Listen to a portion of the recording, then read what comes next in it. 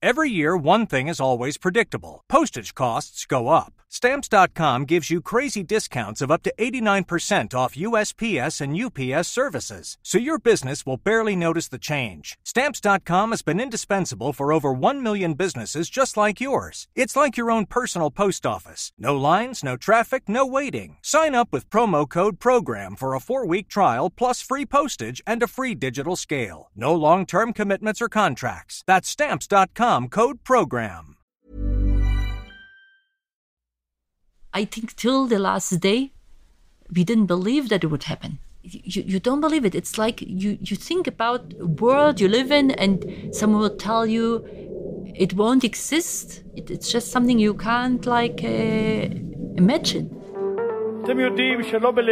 It was with a heavy heart that the government of Israel made the decision regarding disengagement.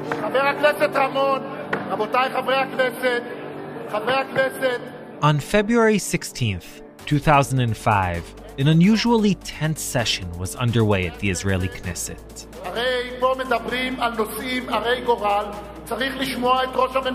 Arik Sharon, Israel's prime minister at the time, had decided to bring his highly contentious plan to a vote. And Speaker of the House, Rubi Rivlin, now, of course, our president, was having a hard time controlling the assembly. It is no secret that I, like many others, believed and hoped that we could forever hold on to Netzarim and Kfar Darom. However, the changing reality in this country, in the region and the world required another reassessment and changing of positions.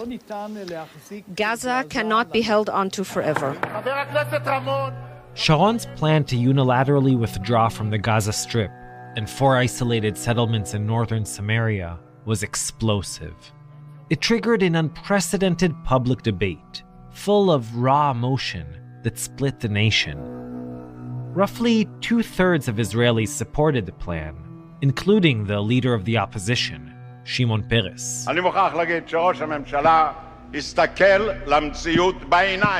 But there was also tremendous resistance. Eager to lower the flames, the government coined its plan the disengagement, as if saying that Israel was the more mature child in a schoolyard squabble, simply walking away from a pointless fight. On the other hand, those staunchly opposed to the idea came up with a name of their own, Hagirush, or the expulsion, and mounted massive nationwide protests. We will refuse to allow the soldiers to come and drive us away by force if they'll try. Some politicians on the right, and certain leaders of the settler movement, called for civil disobedience and urged soldiers to defy direct orders. As the date of the operation approached, the opposition intensified. In July, 130,000 people formed a human chain from Gaza to Jerusalem.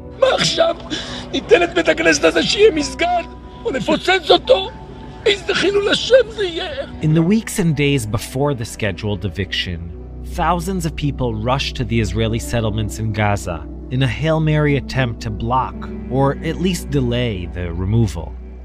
The entire country was holding its breath. Doomsday prophets talked about an impending civil war and the end of Zionism. Everywhere you looked, you saw orange flags and banners and stickers, the official color of the anti-disengagement movement. Popular singer Ariel Zilber composed a catchy anthem. A Jew does not expel a Jew, does not expel a Jew, does not expel a Jew.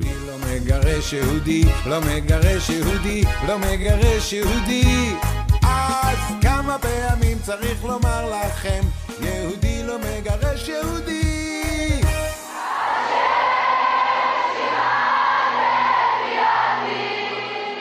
And over 1,000 teenage girls assembled in Neved Kalim for a last-minute lamentation.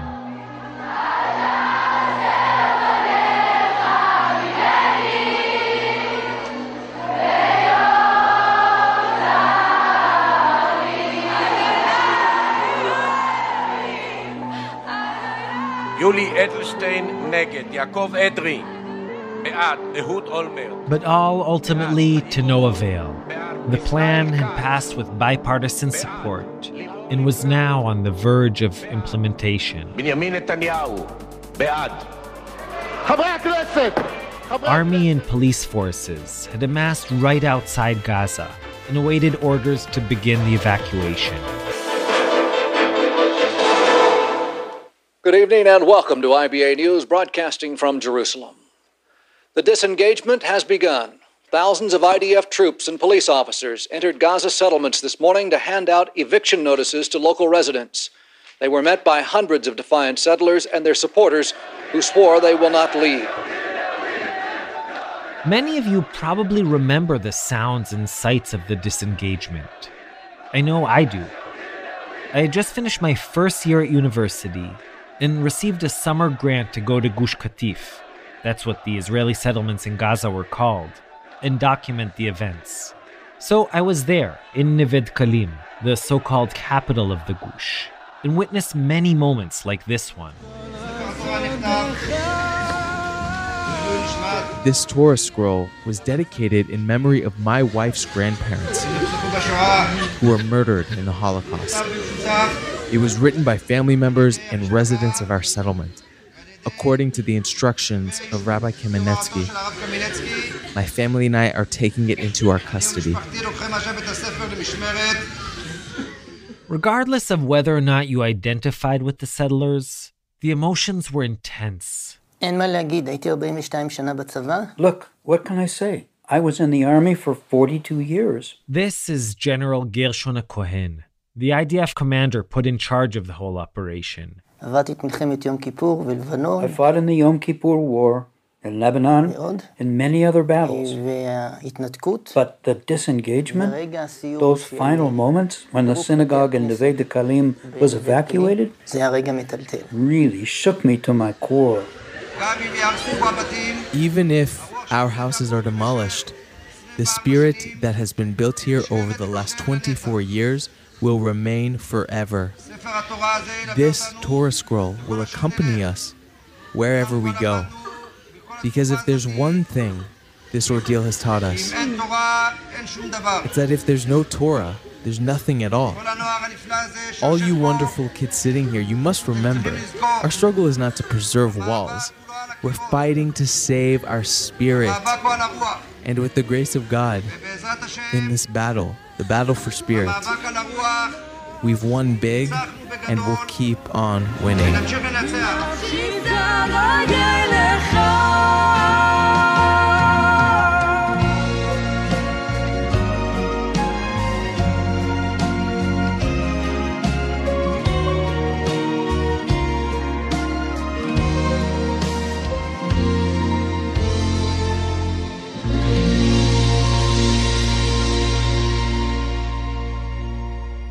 Hey, I'm Ishi Harman, and this is Israel Story. Last episode, we told the story of Abdel Nasser Musleh, an Arabian horse breeder from Kafar Aqab in the West Bank. And today we bring you another equine tale, yet one of a very different nature. Our episode today, The Princess, will take us back 15 years to those hot and dramatic days of August 2005. But it's not a story about politics, ramifications, lessons learned, or open wounds. Instead, it's the story of one woman, Hodaya Azulay, in her search for a home and for a sense of belonging. But even more than that, it's the story of the deep friendship between Hodaya and her beloved white mare, Sheleg. A friendship that endured pain, uncertainty, and betrayal. Yochai Meital, who will take it from here, was, at the time of the disengagement, a young officer on a weirdly private mission. And he first heard the story as it was unfolding, in the midst of all the chaos. Here's Yochai. Here. Wow. This is Sheleg. Wow, she's beautiful. Yeah, she's very beautiful. Like Arab horse, like Arab horses are very beautiful. I feel like I should say, right from the start, that my connection to this story is personal. I can't completely separate myself from the events that took place.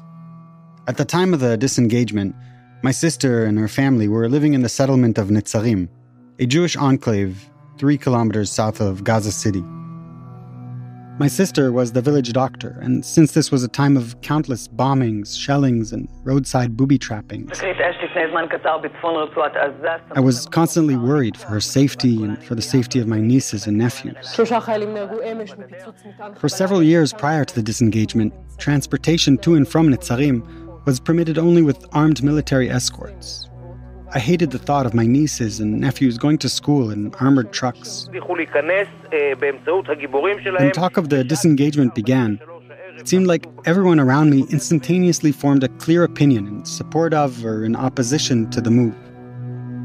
I, however, was confused and conflicted. On the one hand, I was happy that my family would be put out of harm's way. But I also knew how devastated my sister would be. It was hard for me to fully get behind a plan that would force her out of the life she had spent years building, casting her into an unknown future.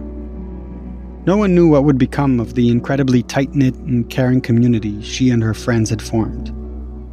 For them, this was an epic tragedy, and it was hard to be happy about that. I was an officer in the IDF at the time, and thankfully my unit was not involved in the disengagement. Still, on August 22, 2005, the day Netzarim was evacuated, I called my sister and asked if there was anything I could do. She said that a friend of hers needed help transporting her belongings. I asked my commander if I could borrow a truck and take the day off. To my astonishment, he actually agreed.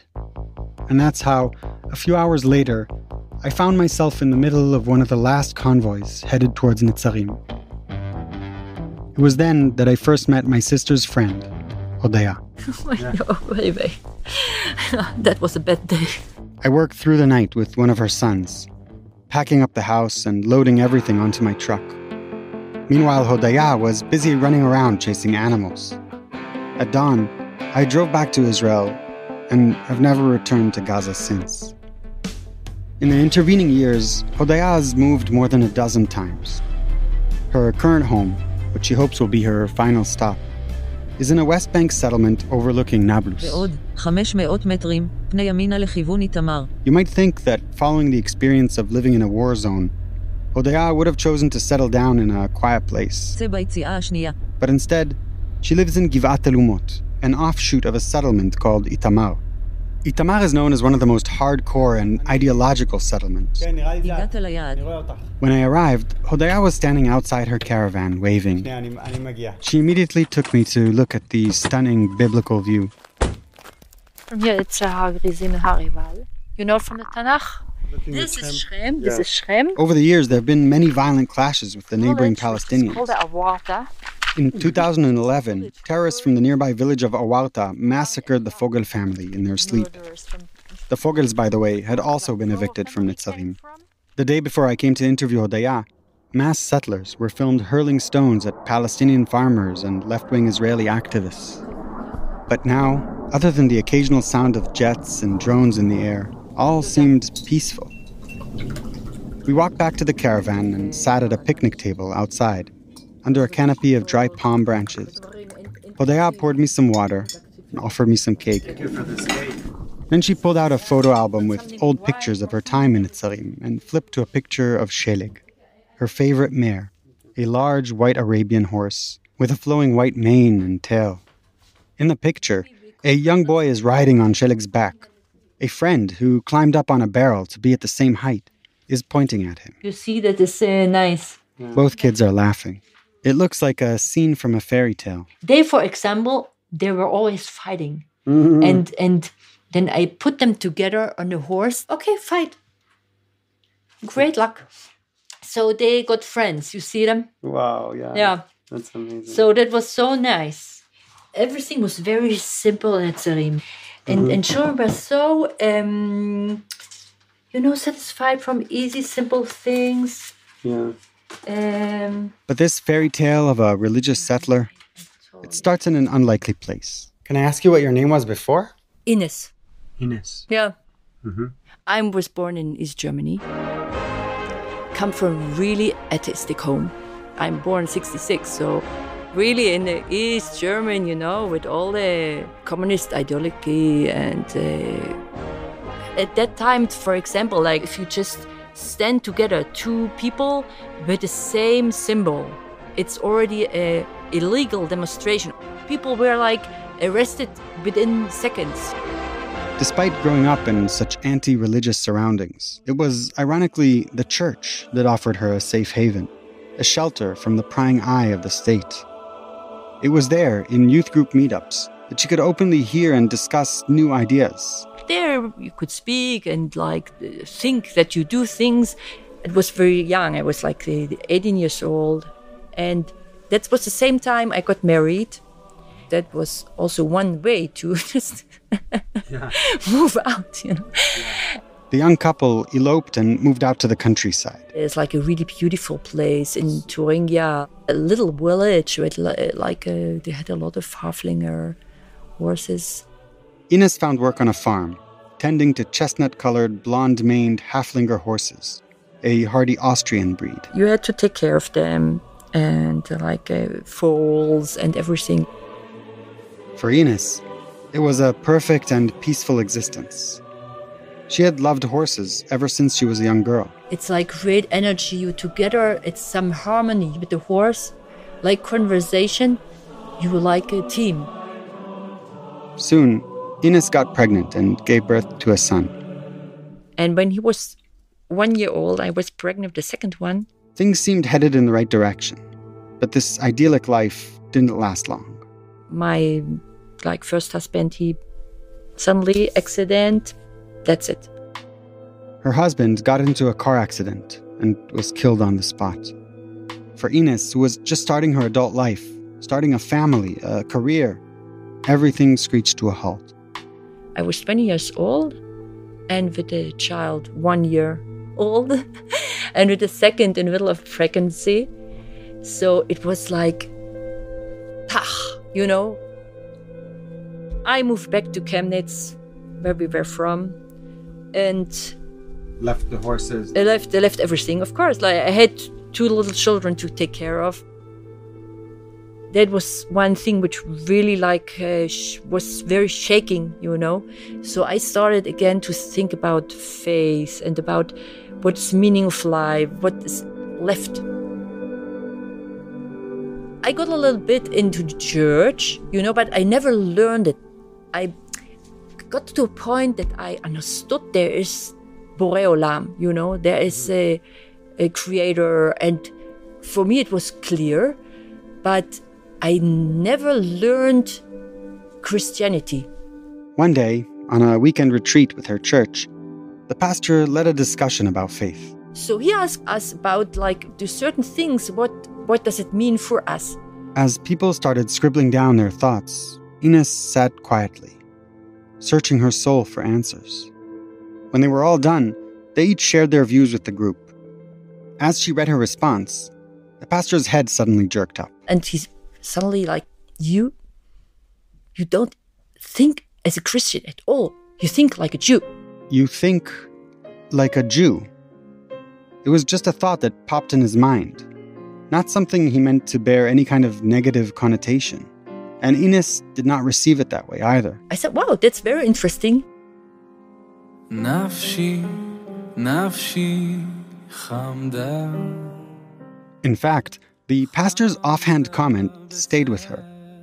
It stirred something inside her, and she wanted to get to the bottom of those feelings, to understand where this was all coming from. Not knowing the first thing about Judaism, she went over to the local library and checked out some books about the basic tenets. As she read, things felt oddly familiar. It was wow, I knew it. I just had to be remembered of it, It was it was something. That's what I am,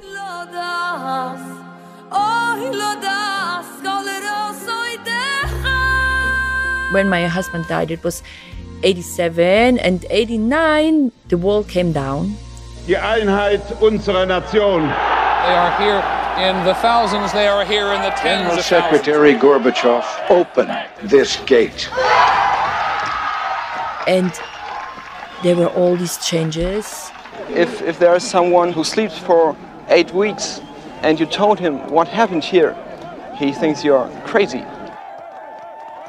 I was out of work, so I went to the archive of the city to try to find out about the Jewish community, which was before the war. It was very interesting. They had their material which nobody could see before because they didn't give it out, So a lot of things, I was the first one to see it. But that I got connection to the Jewish community in Chemnitz, which was back then a very small one, like 10, 12 people, old people who were survivors. And the Jewish community back there, they were very suspicious. They didn't want us so much to have to. But they saw, from what I did and things like that, I'm fine. Ines's fascination with Judaism sparked an interest in Hebrew and everything related to Israel. You didn't have internet back then, nothing, I found a book like more than 100 years old with the old Hebrew. So I taught myself Hebrew from that. I bought a little radio, it was the beginning that I understood a little bit Hebrew, and I bought a little radio. And when I was standing on the balcony, and it was in the winter, with the coat and the hat and with the fafot, on the balcony. And there was a certain point I could stand and I could make like that. I could catch the frequency of Israel. I would hear the alarm, going on in Israel, and it was like...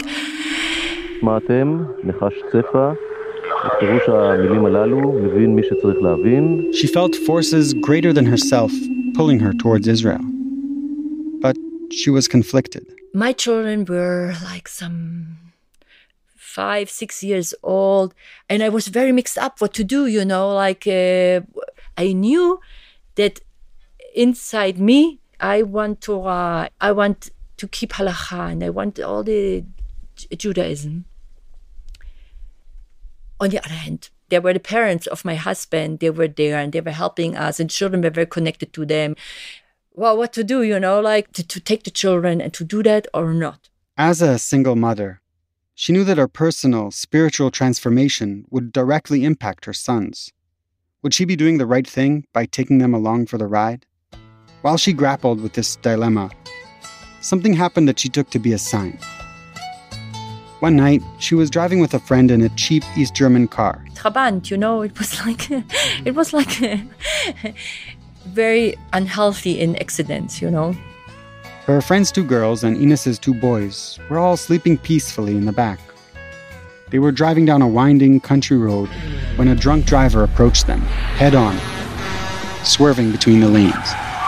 You had no way to escape him. You were scared to death, more than us, the children. And I started to read to say Shema Israel. At the very last second, they managed to pull over to the shoulder. We came out like we're all shaking. But afterwards, I got it, I got it. I said, wow, I think I have to convert. To do the jump, She bought 3 tickets and flew with her kids to Israel. I had such a funny thought that I thought I could go to the kibbutz, because I was agriculture, I could work with cows and with horses, and, nobody wanted us. Everyone told us, no. Because I had children. If I would have been alone, it was another thing, but with children, it's for them too expensive to take some, okay, Baruch Hashem. As she tells her story, Hodaya uses that phrase, Baruch Hashem, praise God, often and in places I find surprising. In her eyes, every obstacle is an intentionally placed personal lesson from God. Every hardship, a sign. Back then, she was staying with her kids in a cheap hotel in Jerusalem. Out of ideas, and with a tourist visa about to expire, she stepped outside for a walk, to weigh her options. I went in the Jewish quarter in Jerusalem. There's a Hodaya Azulay, there's a Chabad place. They have all kind of leaflets. She picked up one of the many leaflets and started reading. It was about how do you convert in Israel. It sounded so easy, you know? It sounded like really, you go to the Rabbanut, you open a file and you get the visa and okay, you go ahead and, you convert. Not only that, they gave a list of rabbis who are willing always to help converts. Oh, I said, that's what I needed. I took it.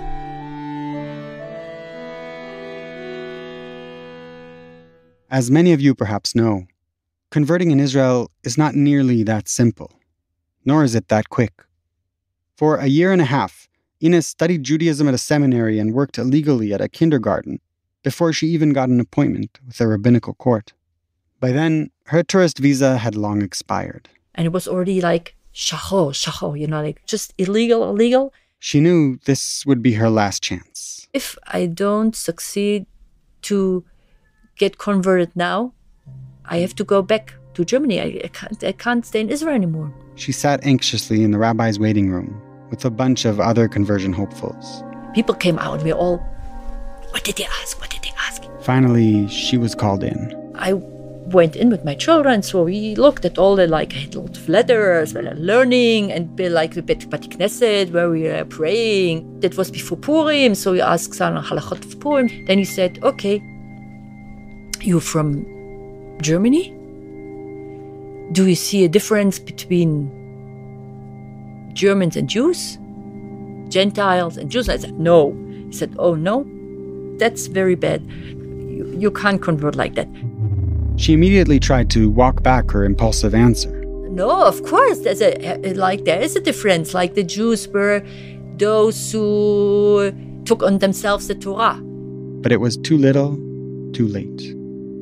In her mind, she had already flunked. So I started to cry. So he said, go out, calm down. If you want, afterwards come in again. Ines sat outside the building for several hours, contemplating her future. She tried to calm down, to quiet her nerves. By evening time, the rabbinic court had already emptied out.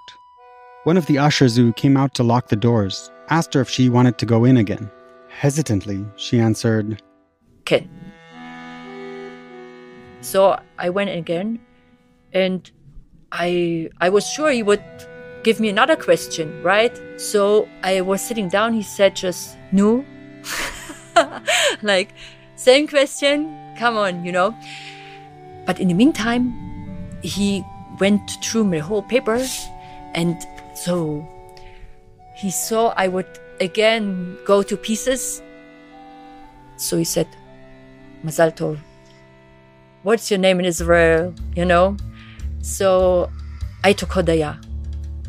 Hodaya is the Hebrew word for gratefulness, which was the best way to describe what her heart was feeling at that moment. Grateful to finally reach the end of this long and arduous journey towards conversion. Grateful for being accepted. With my two children, and they got into good schools in Jerusalem, and they were really integrated. If they wouldn't be so blonde, nobody would think they're not born Israelis. We did it.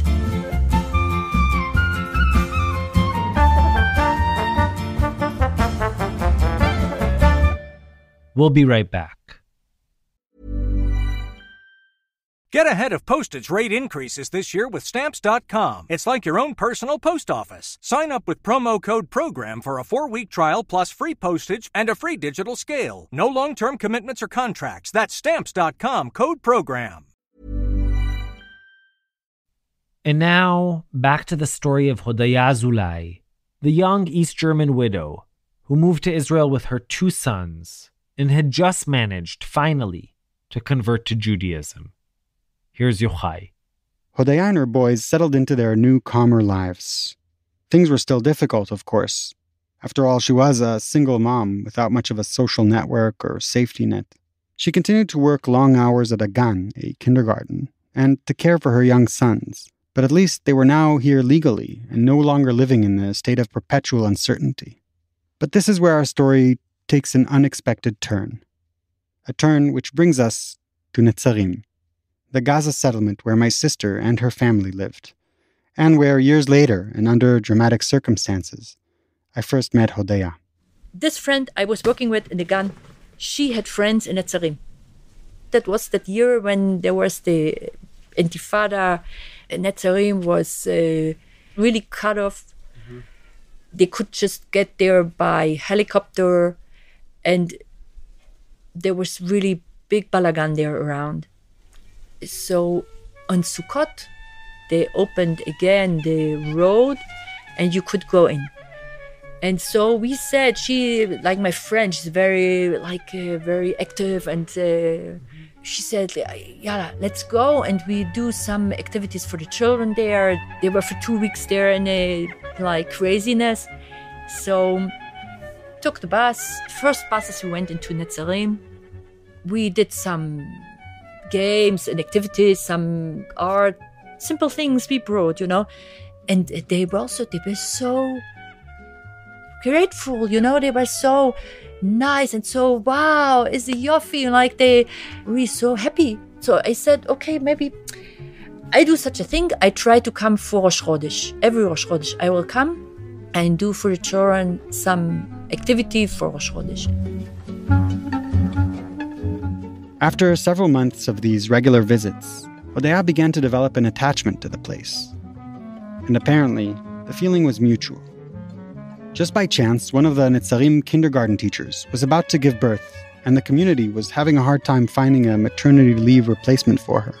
After all, it was the middle of the Second Intifada, and Netzarim was dealing with nearly daily shellings, sniper fire, RPGs being shot at convoys, and even terrorists trying to infiltrate homes. Everything you can think about, The road was so problematic, and they had a lot of shooting there, and nobody was daring to come there from outside. So when Hodaya was offered the position, the locals didn't have high hopes she'd accept. And I said, you have to do that, maybe, you have to go and to help that gun go on, because women were all working, your sister, that was also something that I saw there, women. I was so, wow, all growing big families, working. I was so impressed. Hodaya had decided to go for it, and despite all the obvious challenges, moved to Netzarim. I worked there in the kindergarten. In that first summer, I was with that other kindergarten teacher at Pachima, Zichronah Livracha. Mm-hmm. Afterwards, she got killed in a terror attack on the road in Gush Kativ. We did the kaitana, I will say, like a kindergarten. That first year, Hodaya and Eti ran a summer camp for the kids of Netzarim. One of its biggest attractions was visiting the settlement's small petting zoo. A few rabbits, sheep, and goats. So we went there with the children to see, and in the middle we were there with the goats. A rocket fell not far away from us, maybe 100 meters, 150 meters. So we went into the dining room, and now we were there with some 60 children, in an empty dining room, and they're all very excited, shaken a little bit from that explosion. And we didn't have anything there to do with them. So the only thing what was there were a lot of white plastic chairs. So I had an idea. I gave everyone a plastic chair and I said, you see, we all have white horses, and we go with the horses, and we're riding the horses. שמש חביב יפיץ אור וחום משחקים אנו בסוסים כל היום סוסים נעים רצים באים קולות בנשמה מושכות כך ברגל הכתירה לאדמה. They were all sitting the other way around on the chairs. So we were going with the chairs and riding on the chairs. And like the children had the big herd of white horses.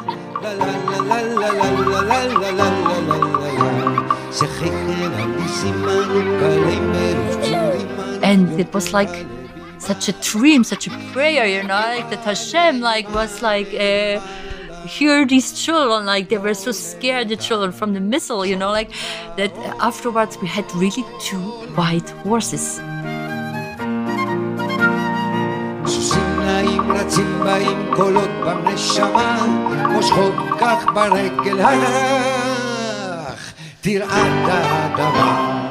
The one who was taking care of that little zoo said, wow, you worked with horses. If I would know that you stay, I would bring a horse.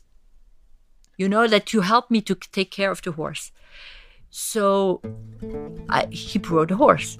And then another one. And then in the middle of the summer, he was leaving. He called me, he said, I leave you the zoo.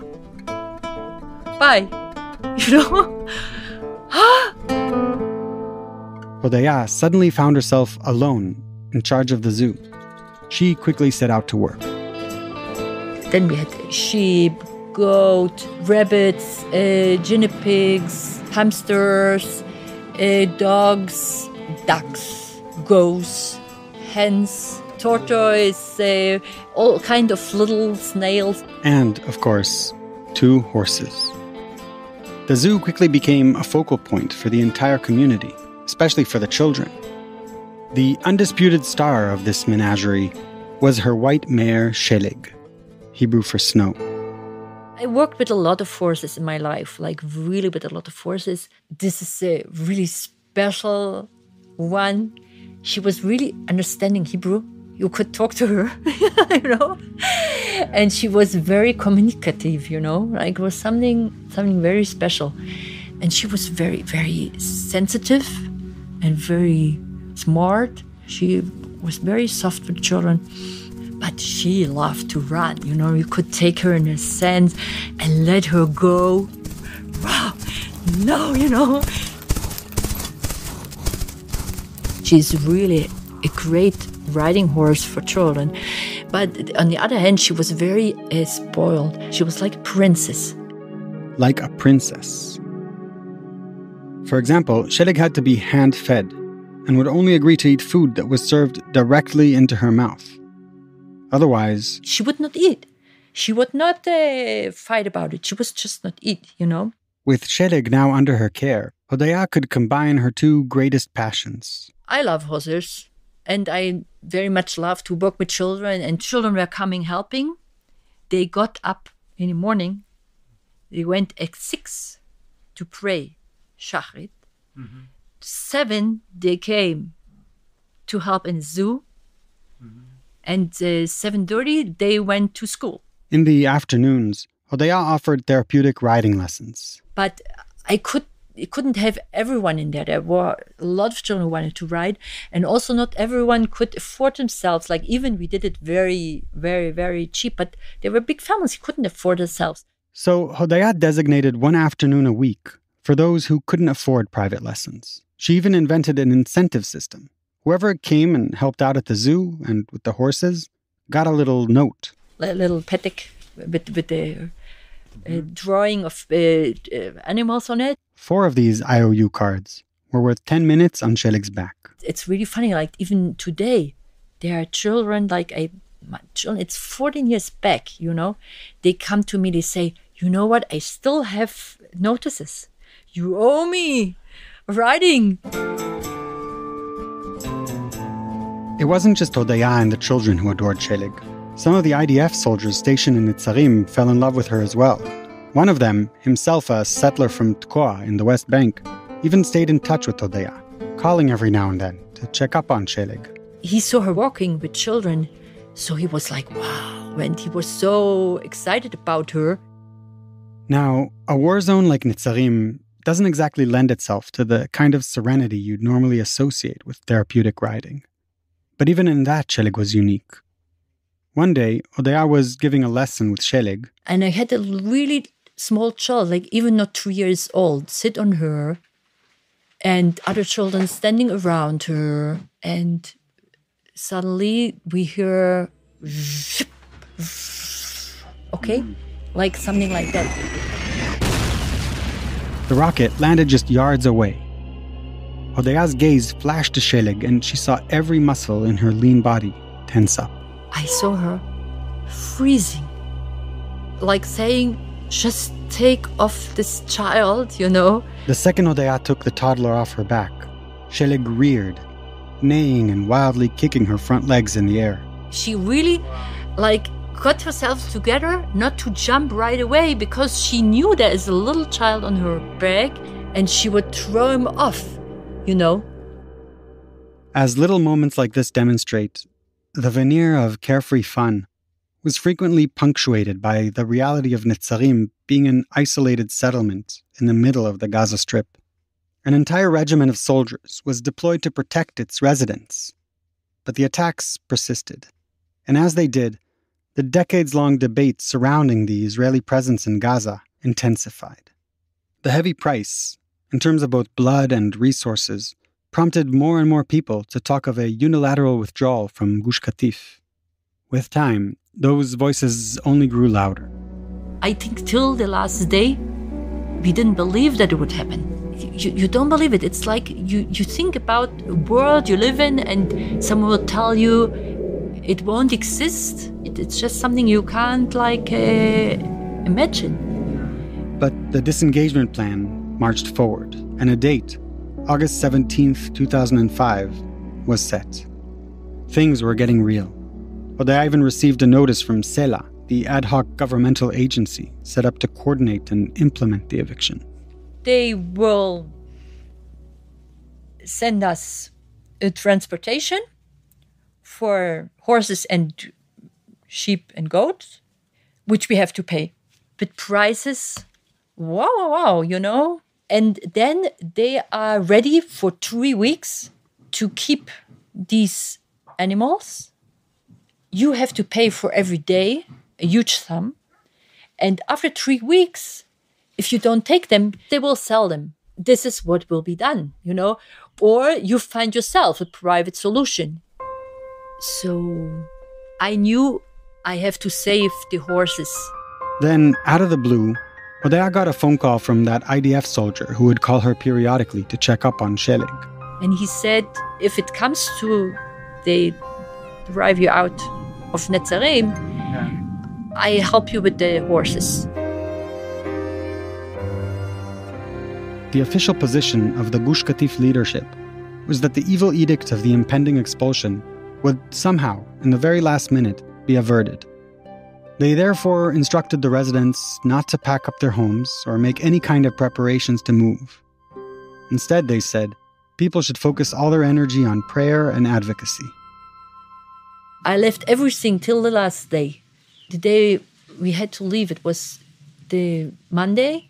The Sunday, I did writing for all the children. I did them writing. And I asked our Rav, because the policy was not to take anything apart. But I said, well, I want to have them out the evening before. The rabbi of Netzarim gave Hodaya a special dispensation for an early evacuation.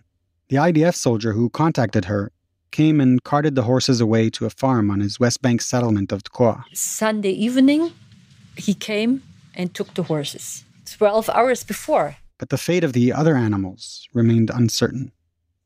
Hodaya went to bed not knowing what would happen to them, to her family, or to the community as a whole. But she did know one thing. At least her horses were safe. We went out. We were taken out. And you remember when you came and you helped me get my stuff out, you know, I was not organized at all. I didn't ask anyone. I just stayed. Netzarim was the last settlement in the Gaza Strip to be evicted. Unlike many of the other communities where youth activists mounted strong resistance, in Netzarim there was almost no violence. Their leadership had reached an understanding with the army. The residents would comply with the evacuating forces, and in exchange, they would get an extra day to clear out their belongings.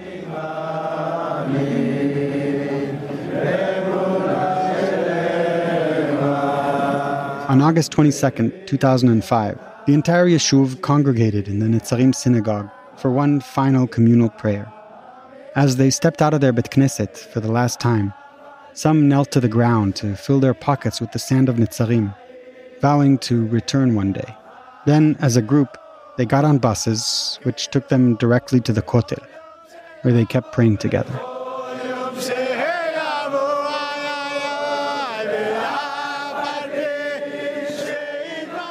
Only a handful of folks, among them Hodaya, were allowed to stay behind. They already closed the water and electricity. I had some more animals there, and I didn't want to leave. I stayed till Thursday.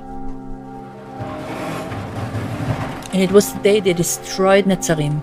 Just everything, destroying. And like a house, 9 minutes. Whole house, 2 floors. You see the house of my friends, like with your sister. They had, for example, the pomegranate tree.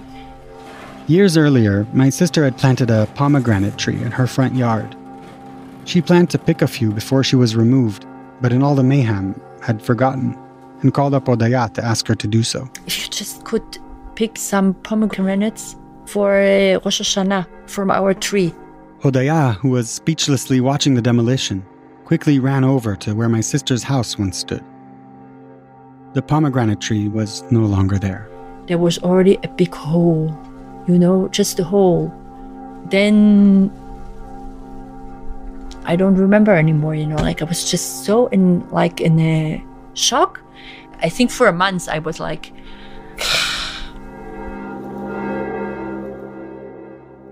Hodaya didn't want to talk too much about the days and weeks that followed, but that it hides many layers of trauma.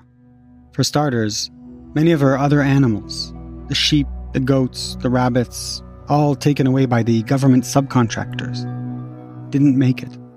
She later found out that they had died of suffocation in an overheated shipping container. She was full of sorrow for her lost home, stained with the blood of some of her best friends. The month and a half following the disengagement is just sort of a black hole for her. Then one day she got a call. On the other end of the line was a man who lived near a farm in Tkoa, where her horses were being kept. He cut straight to the chase.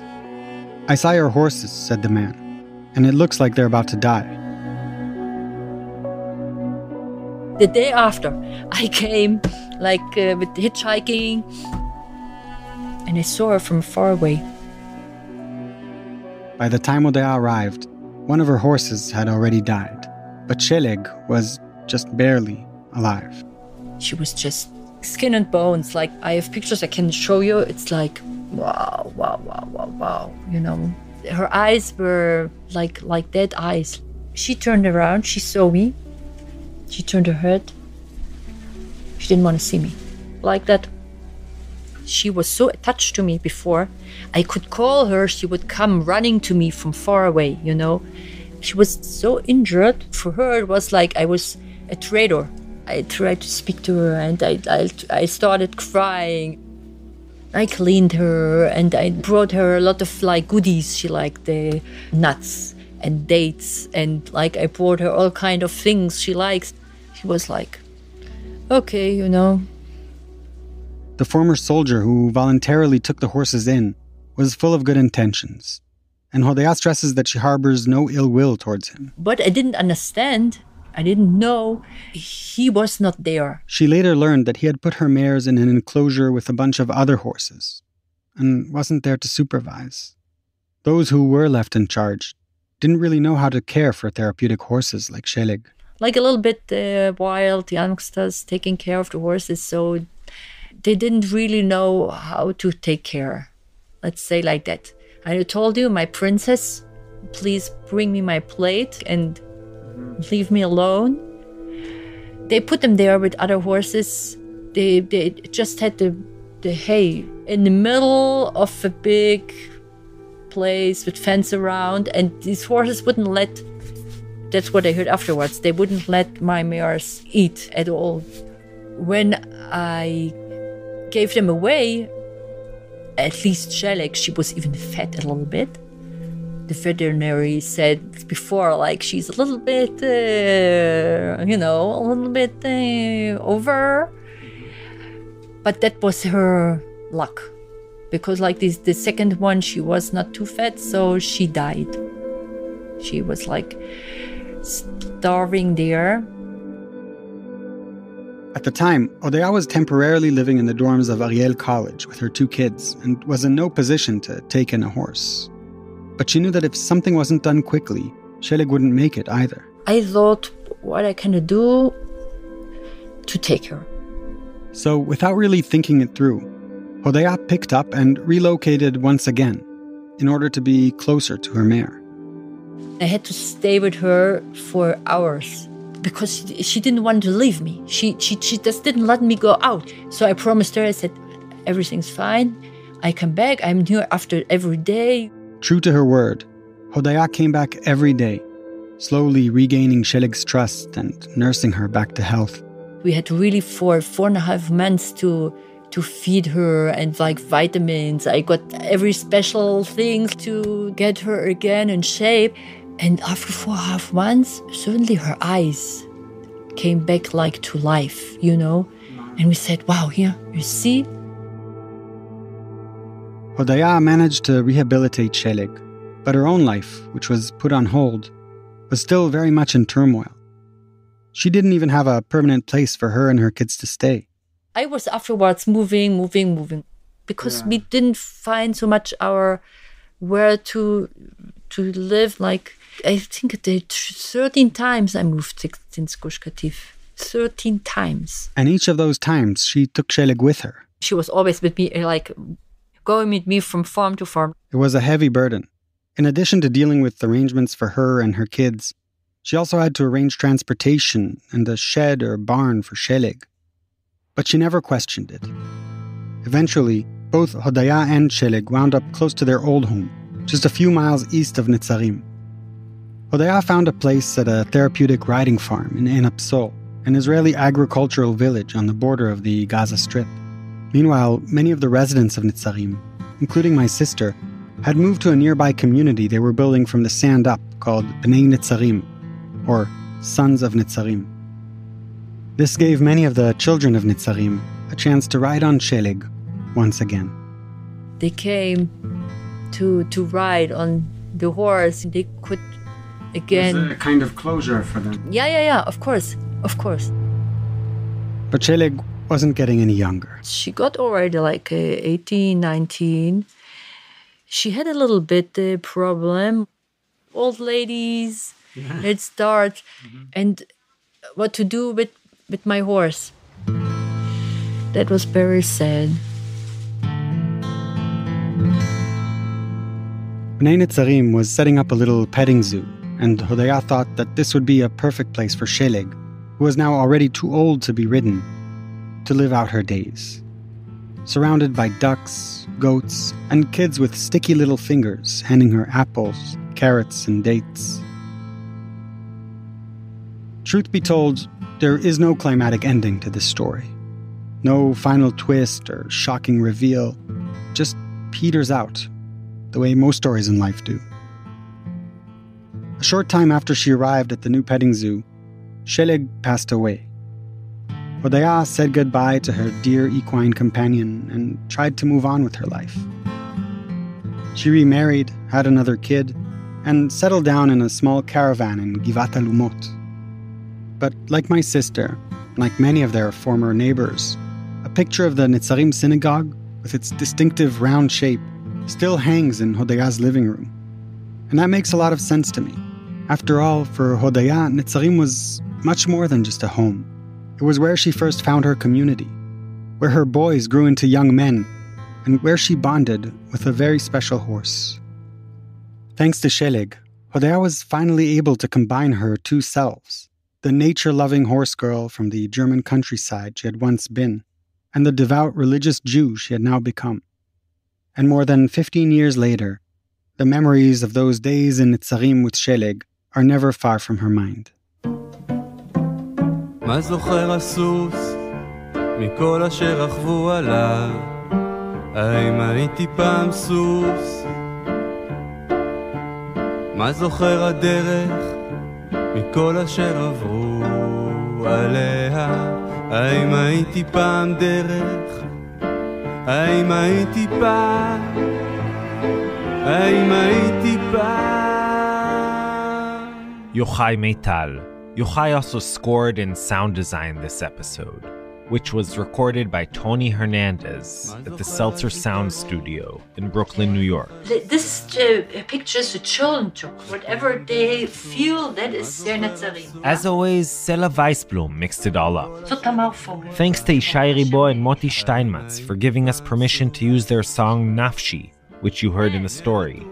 Thanks also to Lior Carmeli, Azriel Kaufman, Oded Gadir, Aaron and Tmira Feinsilver, to our dubbers Shlomo Meital and Michael Vivier, to Esther Werdiger, who creates the beautiful artwork for our episodes, and to Wayne Hoffman, Sheila Lambert, Erica Frederick, Jeff Fagan, and Joy Levitt.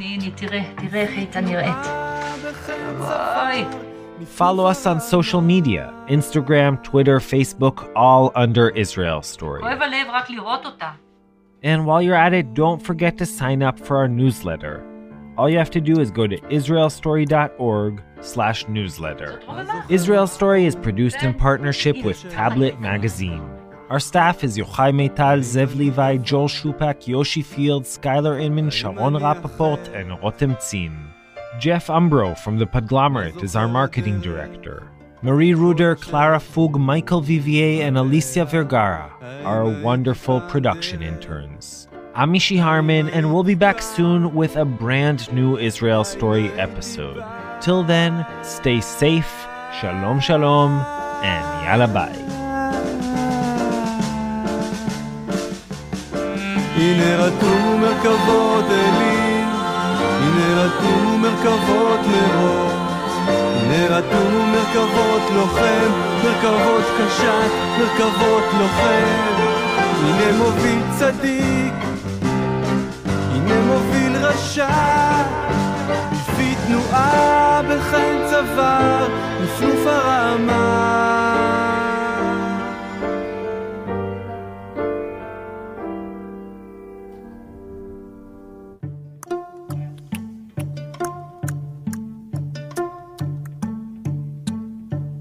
מה זוכר הסוס מכל אשר רכבו עליו?